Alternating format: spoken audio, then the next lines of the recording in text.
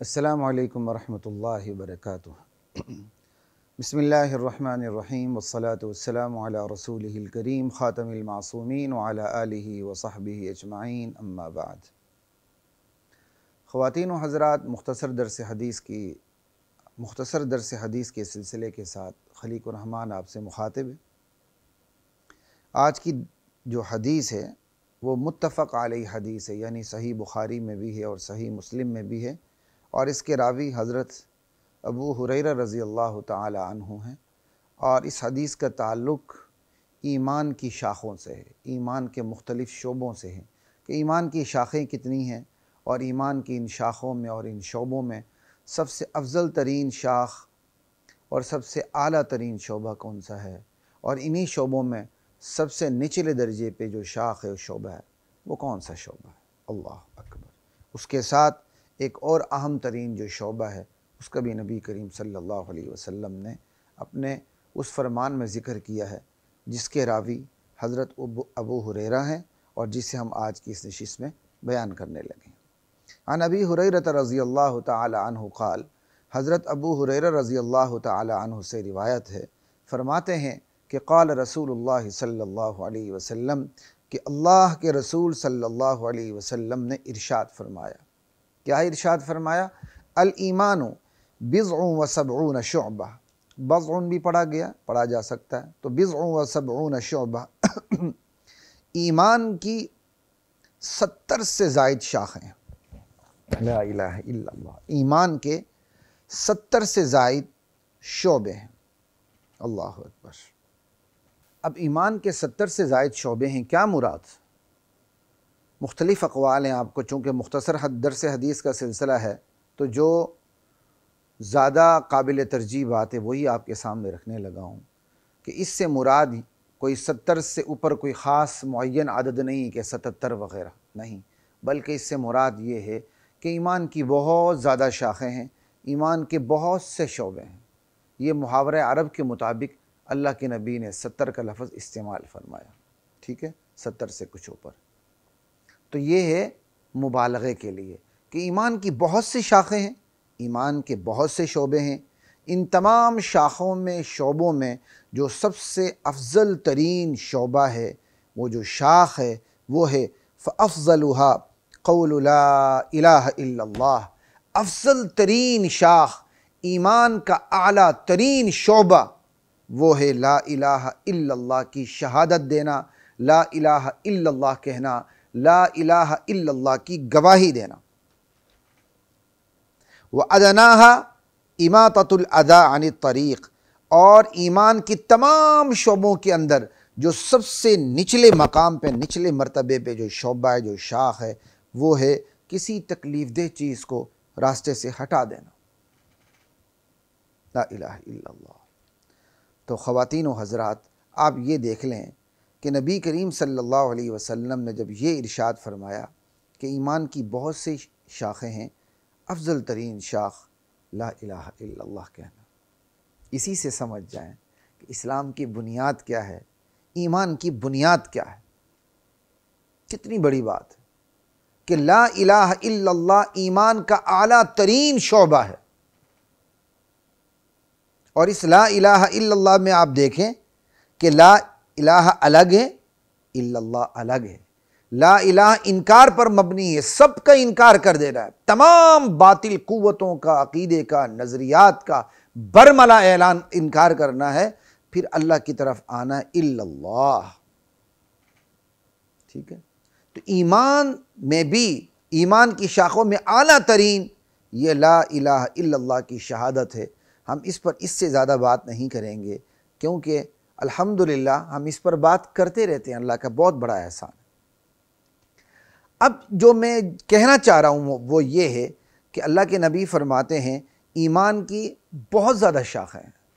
اس کا مطلب ایمان کی جو جتنی بھی شاخیں، ایمان کی جتنے بھی شعبے ہیں، تو چونکہ سب کا عنوان ایمانی ہے، ہاں مرتبے میں فرق ہے، خود نبی علیہ السلام کے فرمان سے واضح ہے کہ ایمان کے جو شعبے ان کے مرتبوں میں فرق ہے۔ اعلیٰ ترین مرتبے کا ذکر کیا، ادنیٰ ترین مرتبے کا ذکر کیا، درمیان میں جو ان کا ذکر نہیں کیا وہ قرآن کریم کی دیگر دفعات سے دیگر فرامین سے، نبی علیہ السلام کی اپنے عمل سے، سنت سے، اپنے فرامین سے ان کا مرتبہ واضح ہو جاتا ہے کہ کون سا شعبہ کس مرتبے پر ہے۔ تو چونکہ یہ یہاں اختصار کا موقع ہے تو نبی علیہ السلام نے اعلیٰ اور ادنیٰ مرتبہ ذکر فرمایا، لیکن اتنی بات تو واضح ہو گئی نا کہ جو ایمان کے شعبے ہیں ان کے مختلف مراتب ہیں، کوئی شعبہ کس درجے پر ہے، کوئی شعبہ کس درجے پر ہے، کوئی شعبہ کس درجے پر ہے، لیکن تمام کے تمام ایمان کے شعبے ہیں۔ یہ بات کلیئر ہو گئی۔ اب اس سے جو میں بات آگے کرنے لگا ہوں وہ یہ ہے، جب یہ تمام شعبے جس میں لا الہ الا اللہ کی شہادت بھی ہے اور تکلیف دہ چیز کو راستے سے ہٹا دینا بھی ہے، ایمان ہی کے شعبے ہیں، تو ایمان کے ان تمام شعبوں پر، ایمان کی ان تمام شاخوں پر علی حسب المراتب، مرتبے کو سامنے رکھتے ہوئے بات ہونی چاہیے۔ یہ جو میں بات کہنا چاہ رہا ہوں، اور یہ میں نے نقطہ اس لیے پکڑا ہے، میں علماء کو اس سلسلے میں سمجھانا چاہتا ہوں۔ اللہ اکبر، اس سلسلے میں علماء کو سمجھانا چاہتا ہوں، ہر مزاج کے علماء کو سمجھانا چاہتا ہوں۔ ہم میں بہت کمزوری ہیں۔ میں جب یہ بسا اوقات بات کرتا ہوں تو میرے بعض ساتھی، بلکہ میرے قریبی عزیز ہی، انہوں نے مجھے ایک دفعہ کہا کہ آپ علماء کے خلاف باتیں کرتے ہیں۔ انا للہ و انا الیہ راجعون۔ نہیں بھائی، ہم گھر کے ایک افراد ہیں، ہم میں جو کمزوری ہوتی ہے ہمیں ڈسکس کرنا چاہیے، ٹھیک ہے نا جی۔ ہم اپنے شعبے میں کمزوریاں دیکھتے ہیں، ہر شعبے کے اندر اچھائی کی گنجائش موجود ہوتی ہے، مزید بہتری کی گنجائش موجود ہوتی ہے۔ جب راستے سے تکلیف دہ چیز کو ہٹانا تک ایمان کا شعبہ ہے اور سب سے اعلیٰ ترین لا الہ الا اللہ یہ شعبہ ہے، تو پھر ایمان کی ان تمام شاخوں پہ بات ہونی چاہیے درجہ بدرجہ۔ ایمان کا جو شعبہ جس درجے کا ہے اس کی حیثیت اور اس کے درجے کو پیش نظر رکھتے ہوئے اسی درجے کے مطابق اس پر بات ہونی چاہیے۔ مثال کے طور پر ایمان کا جو اعلیٰ ترین شعبہ ہے اس پر سب سے زیادہ بات ہونی چاہیے، پھر اس سے نیچے اسی حساب سے، پھر اس سے نیچے، پھر اسی حساب سے، پھر جو ادنیٰ ترین شعبہ ہے اسی حساب سے۔ یعنی آپس میں کمپیریزن کرتے ہوئے جب ایمان کی شاخوں کو، ایمان کے شعبوں کو رکھیں گے تو ان کے مرتبے کو سامنے رکھتے ہوئے انہیں اہمیت دیں گے، ایک بات۔ اور دوسری بات یہ ہے، معاشرے میں آپ یہ دیکھیں گے کہ کس معاشرے میں اور سماج کے کس فرد میں، کن افراد میں، کس قوم میں ہیں، کن محلوں کے اندر ایمان کے کس شعبے کے اندر کمی محسوس ہو رہی ہے، اس شعبے پر توجہ دیں گے، لیکن ان شعبوں پر توجہ دیتے ہوئے اعلیٰ ترین شعبے کو پھر بھی نظر انداز نہیں کریں گے، کیونکہ جو ایمان کا اعلیٰ ترین شعبہ ہے وہ ادنیٰ ترین شعبے تک پہ اثر انداز ہو جاتا ہے۔ جیسے اعلیٰ ترین شعبہ اس حدیث کے مطابق توحید ہے۔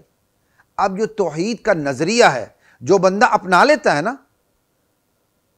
تو زندگی کے اس کے ہر قدم پہ اس کا یہ نظریہ توحید اثر انداز ہوتا ہے۔ اب اس پر زیادہ بات کرنے کا موقع نہیں ہے۔ مثال کے طور پر اگر ایک شخص یہ سمجھتا ہے کہ میرے نفع و نقصان کا مالک صرف ایک اللہ ہے، میری تقدیر کا مالک صرف ایک اللہ ہے، میرے دل کی میں ابھرنے والے وسوسوں کو جاننے والا صرف ایک اللہ ہے، میری آنکھ کی خیانت اور دیانت کو جاننے والا صرف ایک اللہ ہے، مجھے دینے والا اللہ ہے، مجھ سے چھیننے والا اللہ ہے، تو ایمانداری سے بتائیے گا کیا وہ کسی اپنے پیر کو، کسی مرشد کو، کسی استاد کو، کسی قوت کو، کسی ریاست کو، کسی سیاست کو، کسی وجاہت یا کسی کی وجاہت کو وہ درجہ دے گا جو ایمان کو دینا چاہیے، جو اللہ کو دینا چاہیے؟ کبھی نہیں دے گا۔ وہ عزت ضرور کرے گا لیکن کسی کو خدائی درجے پہ نہیں بٹھائے گا، کسی کو خدائی منصب پہ نہیں بٹھائے گا، کسی کو اپنی تقدیر کا مالک نہیں سمجھے گا۔ عزت ضرور کرے گا لیکن کسی کو اپنی تقدیر کا مالک نہیں سمجھے گا۔ لیکن اگر یہی نظریہ توحید اگر اس کے زندگی میں نہ ہو اور اس کے دل میں یہ غلط فکر پیوست ہو چکی ہو کہ جس طرح اللہ میرے دل میں ابھرنے والے وسوسوں تک کو جانتا ہے، میرا پیر، میرا مرشد بھی جانتا ہے، جس طرح اللہ میری آنکھ کی خیانت اور دیانت کو جانتا ہے، میرا پیر یا کوئی اور نبی ولی پیر فقیر درویش میری آنکھ کی خیانت اور دیانت کو جانتا ہے، جس طرح اللہ تعالیٰ میری تقدیر کا مالک ہے، مجھے بگاڑ بھی سکتا ہے، مجھے سنوار بھی سکتا ہے، سب کچھ کر سکتا ہے، اسی طرح دنیا میں کچھ ایسی ہستیاں بھی ہیں جن کو ناراض کروں تو میری تقدیر کا بیڑا غرق ہو سکتا ہے اور وہ مجھے بیٹے بھی دے سکتے ہیں، بیٹیاں بھی دے سکتے ہیں۔ اگر اس کا یہ نظریہ ہو تو وہ سبزے سے زیادہ پامال ہوگا، کہ نہیں ہوگا، وہ کچرے سے زیادہ پامال ہوگا، نہیں ہوگا۔ کیوں نہیں ہوگا؟ جب اس کا یہ نظریہ غلط ہو گیا، زندگی کے ہر قدم پہ وہ ڈگمگائے گا، وہ اللہ کی مخلوق کے سامنے سجدہ ریز ہوگا۔ تو خیر بات یہاں یہ کرنی تھی کہ ایمان کے جو مختلف شعبے ہیں وہ سارے شعبے ایمان ہی کے ہیں، تو جو جس درجے کا شعبہ ہے اس کی حیثیت اور اہمیت کو سامنے رکھتے ہوئے اسی حساب سے اس پر بات ہونی چاہیے۔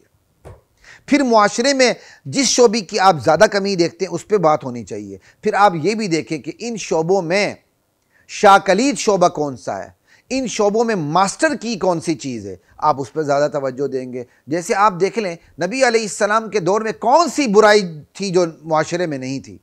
قتل و غارت، ڈکیتیاں ہیں، بیٹیوں کو زندہ درگور کرنا، حلال حرام کی تمیز مٹا دینا، رواج کو کیا کہتے ہیں اپنا زندگی کا قانون اور دستور العمل بنا لینا، کیا کچھ نہیں تھا۔ شراب کی کثرت، شادیوں کی کثرت، زنا کی کثرت، کیا کچھ نہیں تھا۔ لیکن نبی علیہ السلام نے آغاز کہاں سے کیا؟ لا الہ الا اللہ سے۔ کیوں؟ جب لا الہ الا اللہ یہ ایمان کا وہ شعبہ ہے، وہ شاہ کلید ہے، وہ ماسٹر کی ہے، جب آپ اس پر محنت کریں گے تو اس کا اثر زندگی کے تمام شعبوں پر پڑ جاتا ہے۔ تو یہاں دیکھنے کی یہ بات ہے، ایمان کے شعبوں کی حیثیت اور اہمیت کو دیکھتے ہوئے ہر شعبے پہ بات ہونی چاہیے، لیکن اس کی رتبے اور اس کی حیثیت کو دیکھتے ہوئے ایمان کا جو شعبہ جس لیول کا ہے اس لیول کے مطابق بات ہونی چاہیے۔ ایک، معاشرے میں ایمان کی جس شعبے کی کمزوری اس پر بات ہونی چاہیے۔ دو، پھر جو معاشرہ جس ایمان کے جس شعبے میں کمزور ہے اس پر بات کرتے ہوئے آپ کو یہ حقیقت بھی نظر انداز نہیں کرنی ہوگی کہ یار ایمان کی اس شعبے میں کمزور ہے۔ مثال کے طور پر وہ راستے سے تکلیف دہ چیز کو ہٹاتا نہیں ہے، وہ بڑے راستے میں اپنی گاڑی کھڑی کر دیتا ہے، لوگوں کا راستہ روک لیتا ہے، سب کچھ کرتا ہے، آپ اس کو سمجھائیں گے، ٹھیک ہے، لیکن اس کو سمجھاتے ہوئے جو ایمان کا اعلیٰ ترین شعبہ ہے اس کو بھی لے کے چلیں گے، کیونکہ اصل چیز تو اللہ کی عظمت ہے، اللہ کا جلال ہے، اللہ کی خشیت ہے، اللہ کی محبت ہے، وہ اس کے اندر آئے گی تو یہ جو راستے سے تکلیف دہ چیز ہٹانے کا حکم ہے اس پر عمل کرنا اس کے لیے آسان ہو جائے گا۔ یہاں تک تو آپ بات سمجھ گئے۔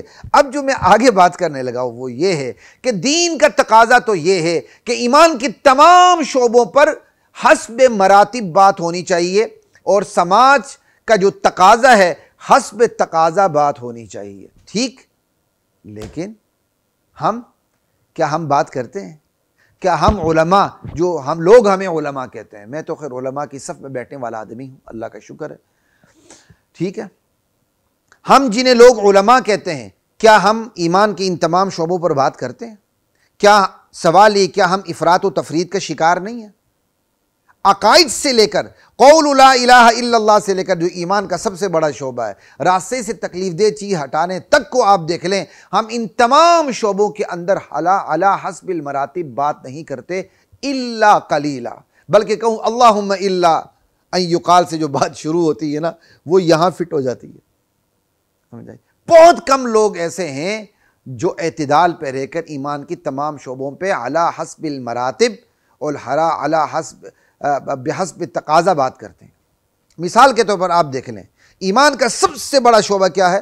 لا الہ الا اللہ۔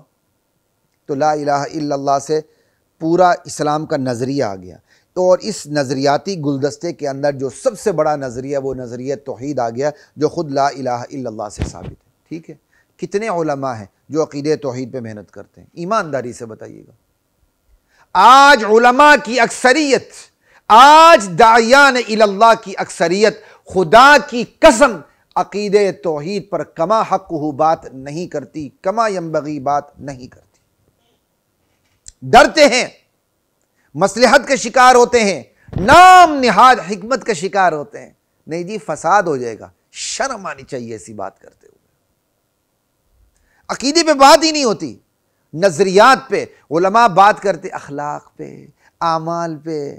جو بڑا ماڈرن مولوی صاحب ہوگا، مفتی صاحب، وہ اسلامک بینکنگ اینڈ فائنانس پہ بھی ہماری طرح تھوڑی سی بات کر لے گا بس، یا ہم سے کچھ زیادہ کر لے گا، لیکن نظریہ، عقیدہ، کتنے علماء ہیں جو نظریے اور عقیدے پہ بات کرتے ہیں، عقیدہ توحید پہ بات کرتے ہوں، عقیدہ ختم نبوت کو بنیاد بناتے ہوں، پھر عقیدہ ختم نبوت کو یوں بنیاد بناتے ہوں کہ اللہ کے نبی کے بعد وحی کا دروازہ بند ہے، اماموں پر کوئی وحی نہیں آتی، ایسے کہنے والے کا اسلام سے کوئی تعلق نہیں۔ کتنے ہیں؟ ایمانداری سے بتائیں۔ عقیدے پہ بات کرنے والے، کام کرنے والے بہت کم ہیں، اور جو عقیدے پہ بات کرتے ہیں وہ بھی افراط و تفرید کے شکار ہیں۔ دیکھ لیں آپ، جو عقیدے توحید پہ بات کرتے ہیں وہ ختم نبوت پہ کم بات کرتے ہیں، جو عقیدے ختم نبوت پہ بات کرتے ہیں وہ توحید پہ بالکل بات نہیں کرتے، بہت کم ہے۔ کیوں؟ انہوں نے مزار پرستوں کو بھی اپنے ساتھ ملایا ہوتا ہے۔ ان کو مولانا انور شاہ کشمیری کا رحمت اللہ علیہ کا قول سناتے ہیں حدیث کی طرح، جس نے ختم نبوت کا کام کیا اس پر اللہ کے رسول کی شفاعت واجب ہو گئی، اور اس کا عقیدے کے اندر شرک ہوتا ہے، اس شرک کو وہ دور کرنے کے لیے تیار نہیں ہوتے ہیں۔ سال ہا سال سے ختم نبوت کے ساتھیوں نے اپنے ساتھ بدعتیوں کو ملایا ہوتا ہے، لیکن ان بدعتیوں کے عقائد کی اصلاح وہ کرتے ہی نہیں سرے سے۔ ختم نبوت کے ایک بڑے ساتھی، پتہ نہیں ابھی زندہ ہیں کہ نہیں، ایک دفعہ مجھے کہنے لگے وہ جماعت جو ہم دشمنان صحابہ کے خلاف کام کرتی ہے، عظمت صحابہ کا کام کرتی ہے، اس کے بارے میں مجھے کہنے لگے یہ ختم نبوت کے خلاف سازش ہے۔ انا للہ و انا الیہ راجعون۔ جو توحید پہ بات کرتے ہیں وہ ختم نبوت پہ کم بات کرتے ہیں، جو ختم نبوت پہ بات کرتے ہیں وہ توحید پہ بالکل بھی بات نہیں کرتے الا ماشاء اللہ۔ اور کیا کہتے ہیں، اسی طرح آپ آگے چلتے جائیں، جو اخلاق پہ بات کرتے ہیں وہ توحید ختم نبوت دونوں پہ کم بات کرتے ہیں، ٹھیک ہے۔ جو اعمال پہ بات کرتے ہیں وہ نظریات اور عقائد پہ ہی بات نہیں کرتے۔ اور اسی طرح کچھ وہ بھی ہیں جو مروج سیاسی ماحول کے اندر ریاست جن اعمال کے بارے میں ڈکٹیشن دیتی ان پہ بات کرو تو وہ اسی پہ بات کرتے ہیں۔ اتحاد امت، اتحاد امت، بہت خوشگوار نعرہ اتحاد امت، لیکن اس اتحاد امت کی چھتری تلے تم دشمنان صحابہ کو لاؤ، خدا کی قسم ہماری گردنیں کٹ جائیں گی، ہم نہیں چھوڑیں گے۔ ہم عوام کو برملا عقیدے توحید بھی بیان کریں گے، عقیدے ختم نبوت بھی بیان کریں گے، اور دشمنان صحابہ اور یاران صحابہ کی صفیں الگ کر کے رہیں گے، اپنی جانوں کی قربانی دے کے انشاءاللہ۔ تم اتحاد امت کی چھتری تارو، پیچھے سے تمہیں ریاست کی ڈکٹیشن ہو، اور اس کے اندر تم دشمنان صحابہ اور یاران صحابہ کو اس صف میں کھڑا کرو، اللہ تمہیں ہدایت دے، ورنہ تمہارے اوپر لعنت کی بوچھاڑ برسا دے اللہ تمہارے اوپر۔ تمہیں شرم آنی چاہیے کہ تم کسی کے ڈکٹیشن کے اوپر یاران صحابہ اور دشمنان صحابہ کو تم ایک صف میں لانا چاہتے ہو۔ لا الہ الا اللہ۔ تو ہمارے ہاں حضرات محترم افراط و تفرید بہت زیادہ ہے۔ میں نے اپنے قریبی ایک عزیز میں دیکھا کہ وہ عقیدے پہ بات کرتے ہیں، عقیدے توحید پہ، وہ کسی اور پہ بات کرنے کے لیے وہ بندہ تیار ہی نہیں ہوتا۔ سمجھایا میں نے 1000 مرتبہ اس کو، لیکن اسے بات سمجھ میں آتی نہیں ہے۔ وہ جس موضوع پہ جائے گا وہیں آئے گا۔ اچھی بات ہے عقیدے توحید پہ بات کرنا، لیکن عقیدے توحید پہ بات کرتے ہوئے دیگر عقائد پہ بات نہ کرنا یہ کمزوری ہے بھائی۔ عقیدے توحید کو سب سے اوپر رکھیں، لیکن دیگر عقائد کو نظر انداز تو نہ کریں۔ اللہ کے نبی کی حدیث بتاتی ایمان کی 70 سے اوپر شاخیں ہیں، اعلیٰ ترین شاخ قول لا الہ الا اللہ ہے، ادنا ترین شاخ راستے سے تکلیف دہ چیز کو ہٹانا ہے۔ بھائی یہ ایمان ہی کے تو شعبے ہیں، جب ہم ایمان کی بات کرتے ہیں تو ان پہ بھی بات ہونی چاہیے۔ ہاں علی حسب المراتب ہے، ٹھیک ہے آپ کا ذوق توحید کا، آپ خوب توحید بیان کریں، لیکن بھائی باقی شعبوں کو بھی ٹچ تو کر لیا کریں نا۔ تو ہمارے علماء میں بہرحال افراط تفرید بہت ہے، اعمال والے، اخلاق والے عقائد پہ بات کرنے کے لیے تیار نہیں ہیں، اور عقائد اور نظریات والے جب بات کرتے ہیں، اگر وہ توحید پہ بات کرتے ہیں تو آخرت پہ بات نہیں کرتے، اگر ختم نبوت پہ بات کرتے ہیں تو توحید پہ بات نہیں کرتے۔ وہ خوش قسمت علماء کم ہیں جو تمام شعبوں پہ بات کرتے ہیں اور حسب مراتب بات کرتے ہیں۔ چونکہ توحید کا درجہ سب سے بلند ہے، اس لیے سب سے زیادہ توحید پہ بات ہونی چاہیے۔ پھر توحید کو ہضم کرنے والی جو چیز ہے نا وہ عقیدہ آخرت ہے۔ یہی وجہ ہے کہ قرآن کریم عقیدہ توحید کو عقیدہ آخرت سے ملا کے ذکر کرتا ہے۔ دائیں بائیں عقیدہ آخرت ہوتا ہے، درمیان میں اللہ تعالیٰ عقیدہ توحید کو رکھ دیتے ہیں تاکہ عقیدہ توحید کو ہضم کرنا بندوں کے لیے آسان ہو جائے۔ ہم عقیدہ توحید بیان کرتے ہو آخرت بیان ہی نہیں کرتے۔ بہرحال یہ ہمارے اندر بہت افراط و تفریط ہے، پتہ نہیں میں اپنی بات سمجھا سکا ہوں کہ نہیں۔ اعمال اور اصلاح والے، اخلاقیات والے وہ اس کی طرف نہیں آتے، عقائد کی طرف۔ عقائد والے اعمال پر محنت کم کرتے ہیں، پھر عقائد والے خود عقیدہ بیان کرتے ہوئے ایک عقیدے کو لیتے ہیں، باقی کو بیان نہیں کرتے ہیں۔ بھائی اپنی شخصیت کے اندر جامعیت پیدا کریں، اللہ کے نبی علیہ السلام کی اسوہ حسنہ کی پیروی کریں۔ ہاں اللہ کے نبی نے عقیدہ توحید کو سب سے زیادہ بیان کیا تھا، لیکن راستے سے تکلیف دہ چیز کو ہٹانے کی بھی آپ نے ترغیب دی تھی، تعلیم دی تھی، سکھایا تھا اور اسے اہمیت دی تھی، اس کو بھی نظر انداز نہ کریں۔ لا الہ الا اللہ۔ تو شاید میں اپنی بات سمجھا سکا ہوں خصوصاً علماء کو کہ دین کے تمام شعبوں پہ علی حسب المراتب بات کریں۔ دین کا جو شعبہ زیادہ اہمیت کا مستحق ہے اس کو زیادہ اہمیت دیں، اور کس شعبے کو زیادہ اہمیت دینی ہے وہ اللہ کے نبی نے خود ہی فرما دیا، افضل ترین شعبہ لا الہ الا اللہ۔ جب بندہ یہ سمجھتا اللہ کے سوا کوئی معبود نہیں، تو پھر یہی بندہ یہ سمجھتا ہے کہ جب اللہ کے سوا کوئی معبود نہیں تو پھر لا خالق الا اللہ، لا مالک الا اللہ، لا رازق الا اللہ، لا یملک الزرع والنفع الا اللہ۔ سمجھ آئی؟ پھر وہ یہ سمجھتا ہے، جب سمجھتا ہے معبود اللہ کے سوا کوئی نہیں تو پھر سمجھتا ہے خالق بھی، رازق بھی، مالک بھی اللہ کے سوا کوئی نہیں، نفع و نقصان دینے والا بھی اللہ کے سوا کوئی بھی نہیں۔ کیوں؟ بھائی یہ معبود ہونے کی صفات ہیں۔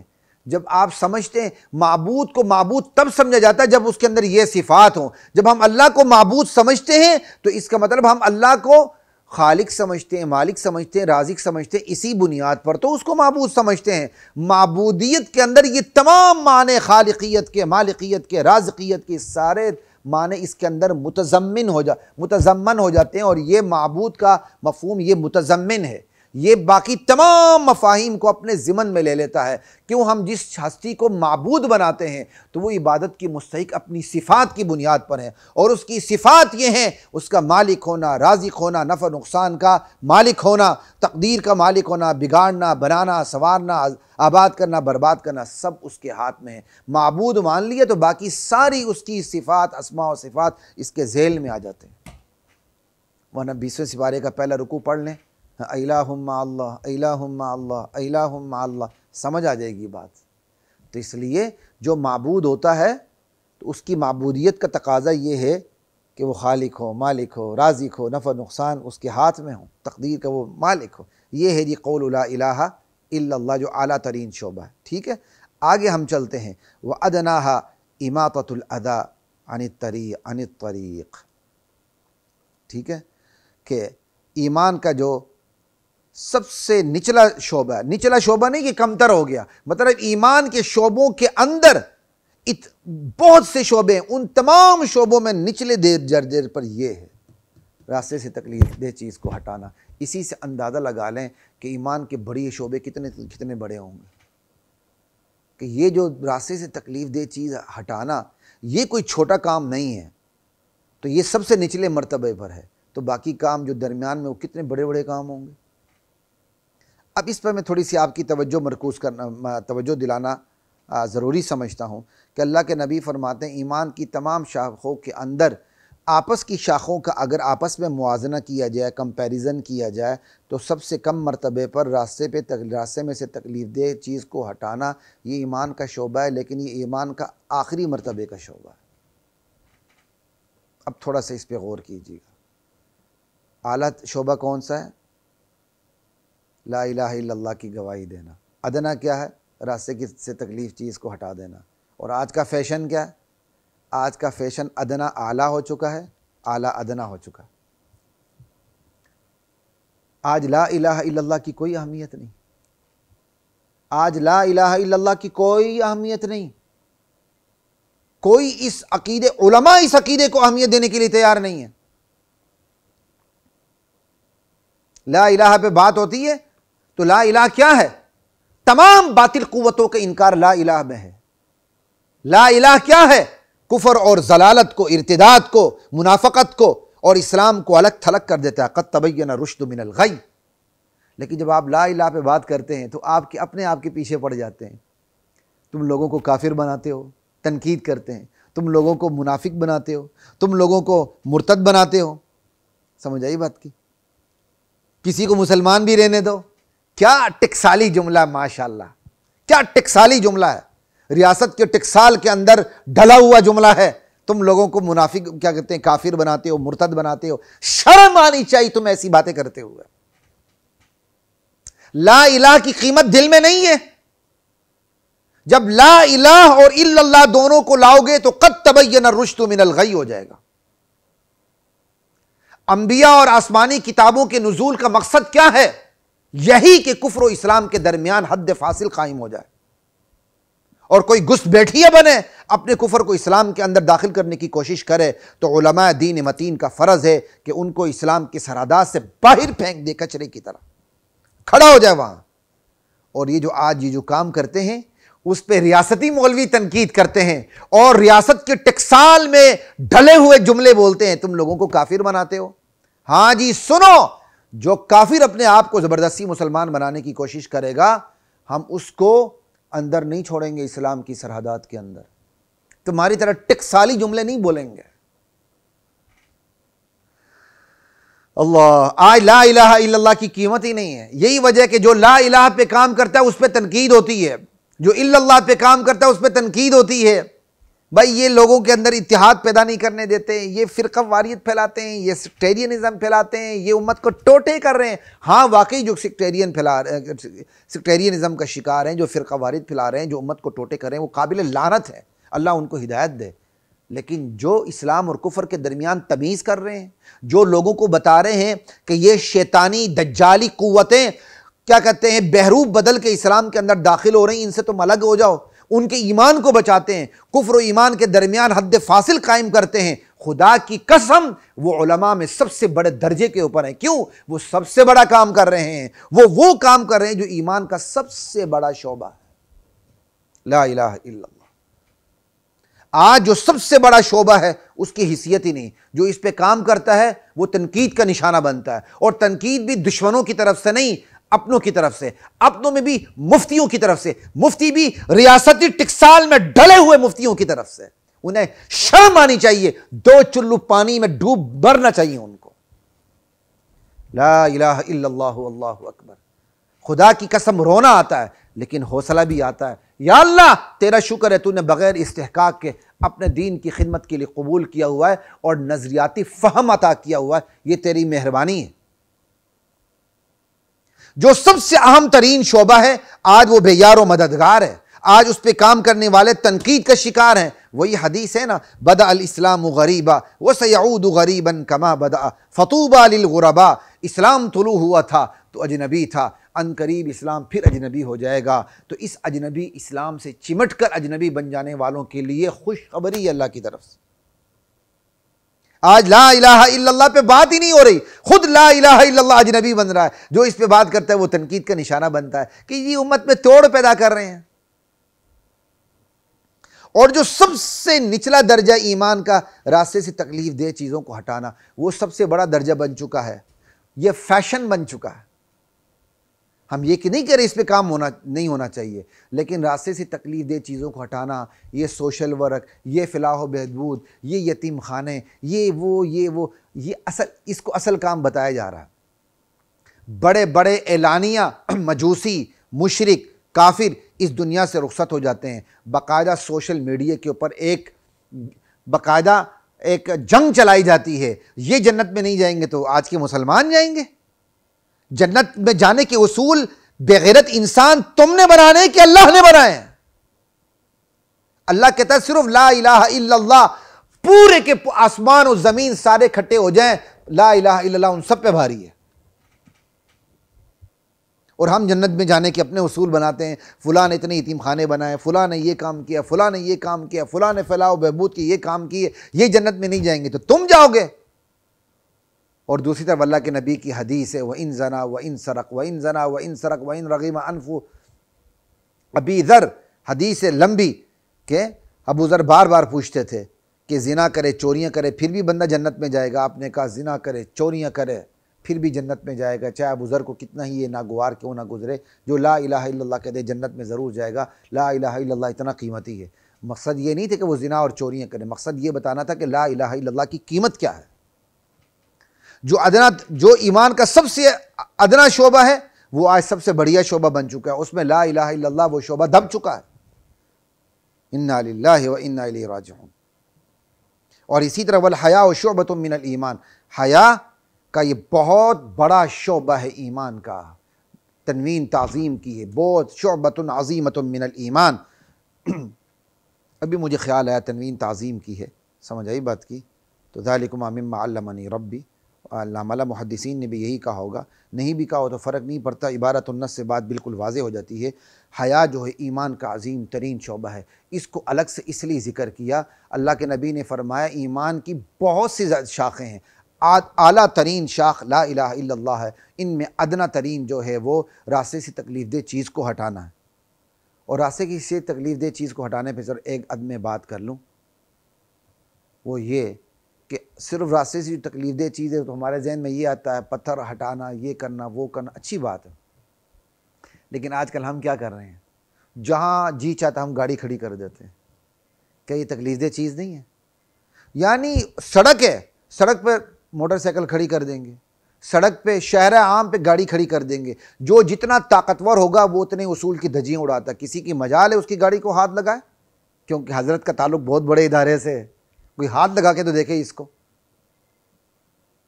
بلکہ میرے علم میں ہے ایک بندے کی گاڑی کو ٹریفک پولیس نے قانون کے مطابق اٹھا کے فٹ پاتھ پہ رکھا تو وہ ٹریفک پولیس والے کو غالباً معافی مانگنی پڑ گئی، کیونکہ جس کی گاڑی اٹھائی گئی تھی اس نے اپنا تعارف کرا دیا، میرا تعلق فلاں ادارے سے، اس کو لینے کے دینے پڑ گئے تھے۔ یہ کیا ہو گیا؟ تو آج کل یہ کام بہت ہے، جہاں جی چاہ گاڑی کھڑی کر دی۔ اچھا کہیں میت ہو گئی، کوئی اور راستہ تو نہیں ہے، تو چلے محلے میں بات سمجھ آتی کہ یار گھر کے اندر جگہ نہیں ہے، آپ نے دریاں بچھا دی، لیکن جن کے گھر کے اندر جگہ ہوتی ان کے یہاں میت بھی آ جائے تو وہ باہر دریاں بچھا کے سارے راستے بند کر دیتے ہیں۔ چلو وہ میت ہو گئی، لیکن شادی ہو راستے بند کر دے۔ راستے بند کرنا اپنی طاقت دکھا، اے راستہ بند ہے، شرم کرو بھائی، تمہاری شادی ہے نا، لوگوں نے تو اپنے گھروں کو پہنچنا ہے، راستے بند کر دیتے ہیں۔ یہ کون سا طریقہ کار ہے بھائی؟ اسی طرح آپ محرم میں دیکھیں، اتنی چھوٹی سی اقلیت ہے، اس نے پورے ملک کو جام کیا ہوتا ہے، اور پاکستان کی تمام سیکیورٹی ان کے پیچھے لگی ہوتی ہے، اور سیکیورٹی کا کروڑوں اربوں روپے کا خرچہ آ رہا ہوتا ہے۔ یہ تو ان سے لینا چاہیے، راستے بند کیے ہوتے ہیں، 1 میل کا راستہ چل کے 10 میل پہ لوگ پہنچتے ہیں۔ یہ کون سا طریقہ ہے؟ یہ ایمان ہے بھائی؟ آپ نے جو کرنا ہے چادر چار دیواری کے اندر کریں۔ اور اسی طرح آپ مسجدوں کے اندر دیکھ لیں، جمعے کی نماز ہو رہی ہوتی ہے، فوراً سڑکوں کے اوپر ساری کی ساری صفحے بچھا دیں گے، سڑک بند کر دیں گے، جگہ ہی نہیں ہے، کیوں جی جمعے کی نماز ہو رہی ہے۔ خدا کا خوف کریں بھائی، مسجد چھوٹی ہے تو اتنا ہی رکھیں، اس سے زیادہ نہ کریں۔ جو شارع عام ہے جہاں سے گاڑیاں گزرنی ہیں، کوئی ایمبولینس بھی گزرتی ہے، کچھ بھی ہوتا ہے، اور آپ نے راستہ بند کر دیا، اور آپ نے کیا کہتے ہیں، اللہ کی جو مسجد ہے اس کو آپ نے بدنام کر دیا۔ نماز کے لیے آپ نے پورا راستہ روک لی، جہاں سے مریض گزرتے ہیں، ایمرجنسی ہوتی ہے، کچھ بھی ہو سکتا ہے، لیکن آپ کھڑے ہو کے میں نے نماز پڑھنی ہے۔ یہ تو آپ بدماشی دکھا رہے ہیں بھائی۔ اگر مسجد چھوٹی ہے تو مسجد کے 2 منزل اور بنا لو، مسجد کے 2 بیسمنٹ نیچے اور بنا لو۔ مسجد چھوٹی ہے تو جہاں تک مسجد ہے وہیں تک نماز پڑھیں، باقی کسی اور مسجد میں چلے جائیں۔ یہ جمعے کو آپ کو بدماشی کیوں یاد آ جاتی ہے؟ 5 مرلے کی مسجد ہوتی ہے تو 10 مرلے آپ نے سڑک پہ قبضہ کیا ہوتا ہے۔ یہ پاکستان ہے، کوئی امریکہ تو نہیں ہے کہ یہاں آپ کو مسجد نہ ملے، ایک مسجد میں جگہ نہیں دوسری مسجد میں چلے جائیں۔ یہ کون سا طریقہ ہے؟ جمعے کے نام پر بڑی بڑی شاہراہیں بند کر دی جاتی ہیں، یہ بالکل غلط ہے، اللہ کے نبی علیہ السلام کی اس حدیث کے خلاف ہے۔ اسی طرح میرے ذہن میں اور چیزیں نہیں آ رہی، کئی چیزیں ہوں گی، اماطۃ الاذی عن الطریق کے تحت، سمجھائی، راستے سے تکلیف دہ چیزوں کو ہٹانا، ہم کہاں کہاں بند نہیں کرتے۔ غیر ضروری طور پر لوگوں کی تلاشیاں لینا، یہ بھی غلط ہے۔ ہاں جہاں ضروری ہے، سیکیورٹی کا مسئلہ ہے، تو تلاشی لینے والوں کو تلاشی لینی چاہیے، اور تلاشی جن سے لی جاتی ہے ان کو اپنی تلاشی دینی چاہیے، اپنی حد تک نہیں سمجھنی چاہیے۔ لیکن جہاں ضرورت ہی نہیں ہے وہاں آپ اپنا ٹیکہ قائم کرنے کے لیے ہر ایک کی تلاشی لینے کی شروع کر دیں، یہ بھی بالکل غلط ہے۔ راستے میں ٹینٹ لگا لینا، تمبو لگا لینا، کیا جی یہاں فنکشن ہو رہا ہے۔ ہمارے وکلاء بھائی ہائی کورٹ کے باہر، چونکہ ہمارا تعلق ادھر سے بھی ہے تو اس لیے میں کھل کے کہتا ہوں، الیکشن ہو رہے ہیں، کئی دفعہ ایسا ہوتا ہے کہ یہ بالکل مار روڈ بند کر دیتے ہیں۔ اب بھائی مار روڈ، لاہور، پاکستان کا دل لاہور ہے، لاہور کا دل مار روڈ ہے، مار روڈ کو آپ بند کر کے رکھ دیتے ہیں، خجل خوار ہو رہے ہوتے ہیں اور لوگ۔ ارے بھائی آپ جا کر ہائی کورٹ کے اندر کریں، کسی بلڈنگ میں کریں، کہیں اور کریں، یہ کوئی طریقہ تھوڑی ہے۔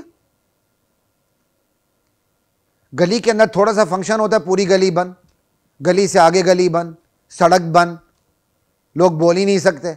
یعنی لوگ اپنی چودراہٹ دکھانے کے لیے راستے بند کرتے ہیں۔ یہ عجیب ہمارے اس ملک کا فتنہ اور فیشن ہے، لوگ اپنی چودراہٹ دکھانے کے لیے راستے میں گاڑی کھڑی کرتے ہیں، لوگ اپنی چودراہٹ دکھانے کے لیے راستے بڑے بند کرتے ہیں، لوگ اپنی انا دکھانے کے لیے وہ کام کر دیں جو شریعت میں منع ہے۔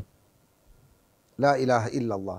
پھر نبی علیہ السلام نے اعلیٰ اور ادنا دو بتایا نا، اعلیٰ ترین شعبہ ایمان کا کیا ہے؟ لا الہ الا اللہ کہنا، گواہی دینا اللہ کے سوا کوئی معبود نہیں، کوئی حاجت روا نہیں، کوئی مشکل کشا نہیں، کوئی داتا نہیں، کوئی گنج بخش نہیں، کوئی رنج بخش نہیں، کوئی غوث اعظم نہیں، صرف ایک اللہ ہے۔ اور ادنا ترین شعبہ راستے سے تکلیف دہ چیز کو ہٹانا ہے۔ پھر آپ نے ایک اور شعبہ بھی بتا دیا، تیسرا، وہ اسپیشل الگ کر کے بتایا کہ حیا ایمان کا عظیم ترین شعبہ ہے۔ اللہ اکبر، حیا ایمان کا عظیم ترین شعبہ ہے۔ نبی علیہ السلام کی ایک حدیث ہے، اذا فاتک الحیا فافعل ما شئت، جب تیرے اندر حیا کی موت واقع ہو جائے تو جو چاہو کر گزرو۔ اذا لم تستحی فاصنع ما شئت، جب تم حیا نہ کرو تو جو چاہتے ہو کر لو۔ حیا ایمان کا عظیم ترین شعبہ ہے۔ اور آج بے حیائی کمائی کا ذریعہ ہے۔ میاں بیوی ٹک ٹاکر ہیں، گھر کی ساری نجی زندگی کھول کے رکھ دیتے ہیں، بیٹی ٹک ٹاکر ہے، انا للہ و انا الیہ راجعون۔ کیا ہم نے 5-10 سال پہلے سوچا تھا کہ مسلمان کہلانے والا معاشرہ بے حیائی دکھا کے، بدکاری دکھا کے کمائی کرے گا؟ آج بے حیائی کمائی ہے۔ اور اللہ کے نبی فرماتے ہیں ایمان کا عظیم ترین شعبوں میں سے ایک شعبہ جو ہے، ایمان کا عظیم ترین شعبہ حیا ہے۔ اور آج اپنی آنکھوں کو سنبھالنا مشکل ہے، اتنی بے حیائی ہے۔ عورتیں ننگ دھڑنگ، سردیوں میں بھی ان کو سردی نہیں لگتی عورتوں کو، اور جب کسی اس طرح کی عورت پہ حملہ ہوتا ہے تو پھر پورا معاشرہ سراپا احتجاج ہو جاتا ہے، عورتیں سڑکوں پہ نکل آتی ہیں۔ بالکل حملہ نہیں ہونا چاہیے، لیکن اگر کسی عورت پہ حملہ ہوتا ہے جس کے کپڑے مختصر ہیں، لباس مختصر ہے، تو جہاں حملہ کرنے والے کی غلطی ہے اس عورت کی بھی غلطی، دونوں کو سزا ملنی چاہیے کہ اس عورت کی ہراسمنٹ ہے، اس عورت کی مختصر لباس کی وجہ سے، بے حیائی کی وجہ سے دوسرا بندہ مسلمان یا غیر مسلم، اس کا حیا کمزور پڑ گیا اور وہ بے صبر ہو گیا۔ اس کے کپڑے پورے ہوتے وہ اس طرح یوں بے صبر نہ ہوتا۔ تو جہاں بے حیائی کرنے والے کو بے صبر ہونے والے کو سزا ملنی چاہیے، وہاں ریاست کو یہ بھی دیکھنا چاہیے کہ اگر کسی عورت پہ حملہ ہوا ہے، کیا اس کا عورت کا لباس پورا تھا؟ اس کو بھی سزا ملنی چاہیے اگر اس کا لباس پورا نہیں تھا۔ اسی طرح کسی لڑکے پر حملہ ہوتا ہے تو کیا وہ لڑکا نسوانی چال تو نہیں چل رہا تھا؟ کیا وہ لڑکا اپنے آگے پیچھے سارے سامان دکھا تو نہیں رہا تھا جیسا کہ آج کل ہو رہا ہے؟ تو اس کو بھی سزا ملنی چاہیے۔ لیکن یہ کون کرے؟ یہ تو ایک اسلامی ریاست کر سکتی ہے۔ اور ہم تو منافق ہیں، ہم تو حج بھی کعبہ کا کیا، گنگا کا اشنان بھی والے لوگ ہیں۔ ہم خدا کو بھی راضی رکھنے کی کوشش کرتے ہیں، شیطان کو بھی راضی رکھنے کی کوشش کرتے ہیں، دو کشتیوں کے سوار بننے کی کوشش کرتے ہیں۔ ہم تو مغرب کی کشتی کی بھی سوار ہیں اور اسلام کی کشتی کی بھی سوار ہیں۔